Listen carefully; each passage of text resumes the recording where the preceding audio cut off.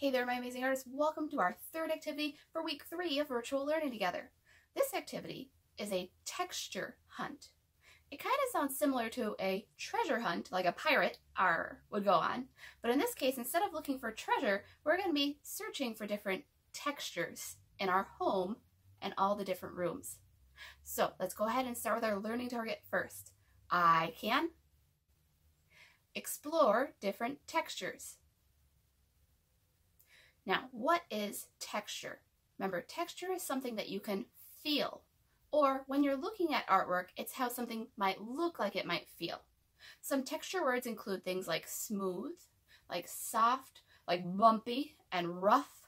Those are different texture words that we might use to describe how something feels or how it looks like it might feel. Remember, texture is one of our 7 elements of art.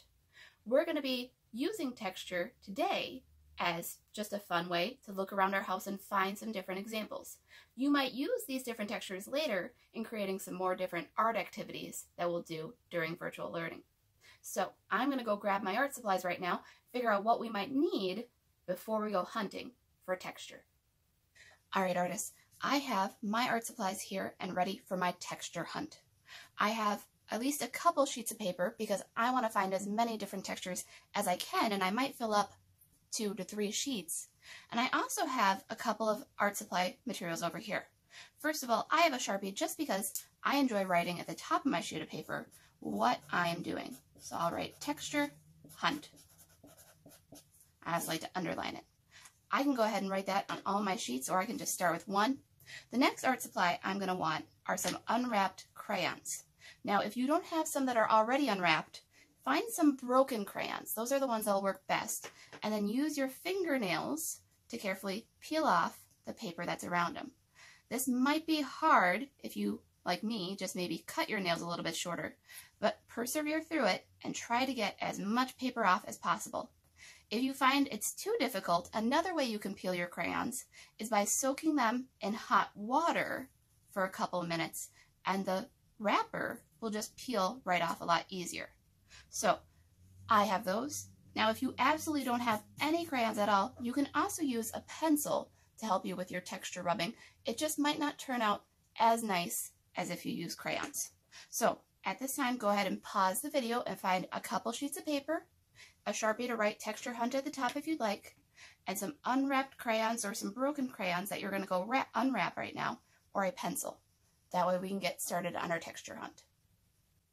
The first thing you might want to do is actually take your paper and your crayons with you around your home to find textures on things that maybe you can't bring to your art space. For example, I found that my wall has some texture, but obviously I couldn't bring it to my table. There was a large basket in my living room, as well as a speaker in my bathroom. My fridge had some texture on it, as well as a nice long table. I found that my lamp had some fun texture lines that look like flowers, and even Mr. G's computer had this fun textural grid. But again, these are all things that I couldn't move to my art space. So I went out and I found these and rubbed the textures where those things were. Then, after I found textures that I couldn't move, I also found some things that I could rub some textures off of that I could move. For example, I found a jar that has some texture, as well as this piece of pottery that I'm being nice and careful with.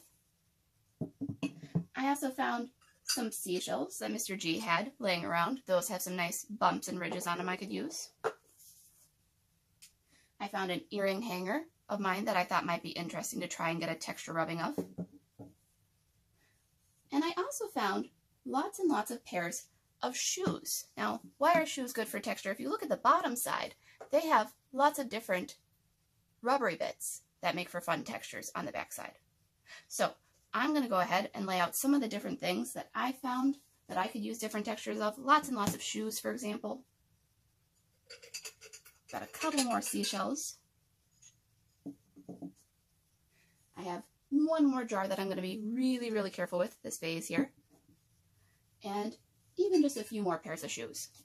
And I'm going to go ahead and I'm going to carefully flip some of these things over, use my crayons to get some texture rubbings. And then I'll show you all the different textures that I found in my home.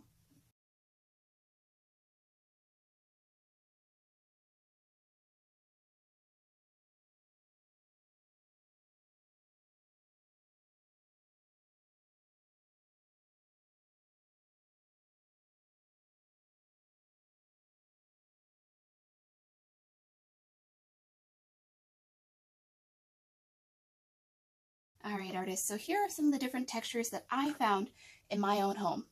Remember, again, I started out by bringing the paper with me and my crayons, or again, you can use your pencil to do your rubbings. And I found things on walls, on my fridge, on big things that I couldn't move.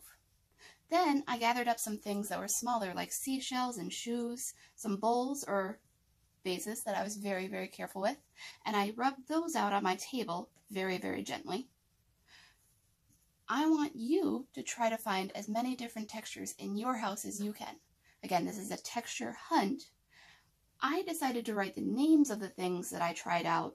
That way, in case I wanted to use these textures again in future art projects and art activities, I could go back and find exactly where I found that texture before and use it in new art projects as well. So this is just one way of exploring texture in your own home by doing a texture hunt.